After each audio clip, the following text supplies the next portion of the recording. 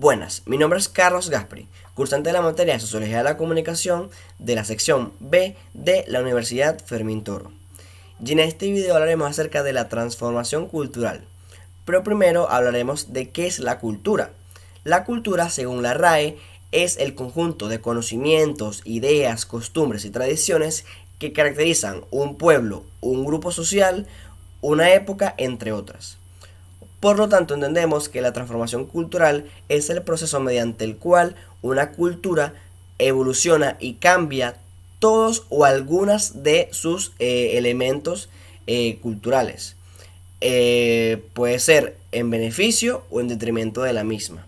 Básicamente la cultura, al ser conocimientos ideológicos que van de generación en generación, estos pueden ir cambiando y adquiriendo nuevos elementos y eliminando los suyos propios antiguos, según lo que se vea, sea obligatorio, sea por obligación, sea por beneficio, sea por los distintos procesos que existen dentro de la transformación cultural.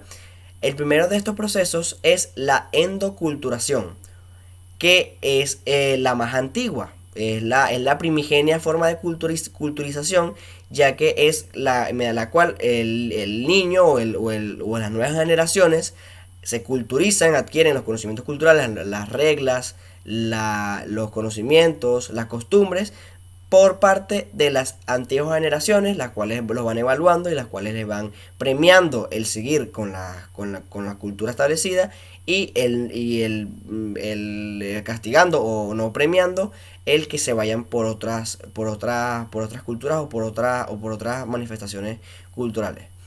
Es el más básico y es el que se hace mediante la socialización de los niños, que de manera innata van adquiriendo los conocimientos de sus familiares más grandes. Luego tendremos la aculturación, que es el proceso donde un humano adquiere o asimila, usualmente de forma involuntaria, la cultura de otro grupo. Este viene muy arraigado a la época de la colonización, a la época del descubrimiento de la América y de las etnias indígenas más antiguas por parte de culturas más avanzadas que vienen desde Europa. Porque la culturación siempre es la asimilación de culturas de otras sociedades más avanzadas por lo general. Como dice, es a veces de forma involuntaria, básicamente es obligatorio. Por ejemplo, en el proceso de la colonización fue el tema de la religión y esto causa que las culturas de estas personas se desaparezcan, porque por obligación los hacen cambiar a estas nuevas costumbres. Luego tendremos la transculturación, que es un concepto que se crea en el área de la antropología en 1935 por parte de Fernando Ortiz, que él quería darle un paso más allá, quería dar una explicación un poquito más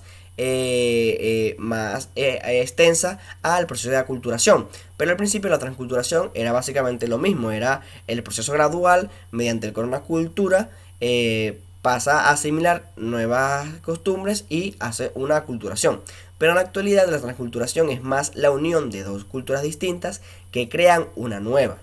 Esta se divide en tres fases. La primera es la propia aculturación, que es básicamente la asimilación de nuevos elementos culturales, como puede ser, por ejemplo, que un grupo indígena empieza a usar ropa de la sociedad actual, ropa normal, y no sus propias vestimentas. Luego vendría la desculturación, que es el dejar de utilizar elementos culturales antiguos de ellos. Por ejemplo, si una etnia, usando el mismo ejemplo, si una etnia quiere utilizar la ropa actual, la ropa de la sociedad actual, necesita hablar el idioma para poder adquirirla. Por lo tanto, deja de usar sus lenguas maternas y se desculturizan de este elemento cultural, que sería su lengua, ya que se deja de usar porque no es necesario, porque necesitan el idioma de esta cultura nueva. Y por último vendría la neoculturación, que es, como dije, la creación de una cultura nueva, fusionando los elementos de las dos culturas que entraron en contacto. Por ejemplo, la comida criolla, que es básicamente una fusión entre las comidas y los indígenas y la de los europeos. Y así hay muchísimos ejemplos.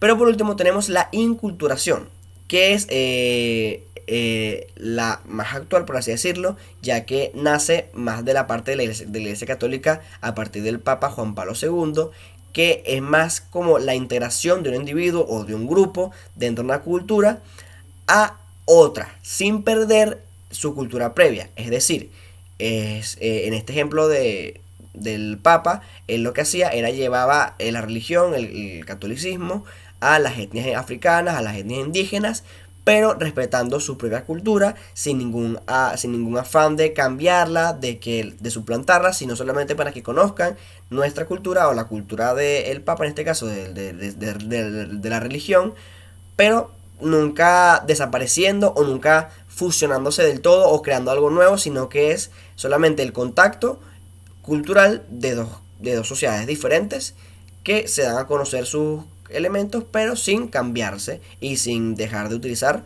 sus propias costumbres previas. Eso sería todo. Gracias.